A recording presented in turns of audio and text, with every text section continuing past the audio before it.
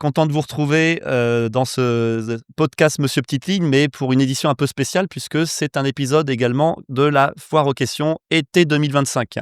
Donc, on en est déjà au 5e épisode, voilà, j'espère que ça vous plaît. C'est un nouveau format en tout cas que je teste. Alors nouvelle question bien évidemment.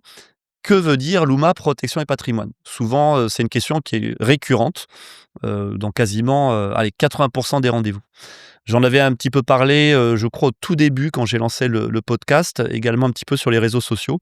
Mais, voilà, c'est l'occasion aussi de vous reparler un petit peu de ce nom et pourquoi l'UMA, protection et patrimoine. L'UMA, c'est la contraction du prénom de mes 2 filles, Louise pour donc Lou pour Louise et Maëline, donc Louma, Louise et Maëline.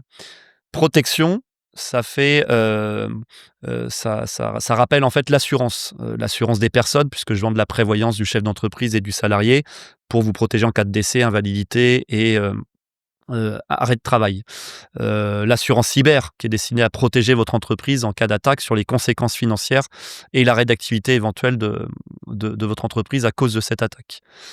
Et patrimoine, puisqu'il y a tout le volet placement financier sur lesquels j'interviens auprès de mes clients et mes prospects et donc j'ai une des branches, une des casquettes de la gestion de patrimoine à travers ma 2e, je dirais mon 2e statut de conseil en investissement financier.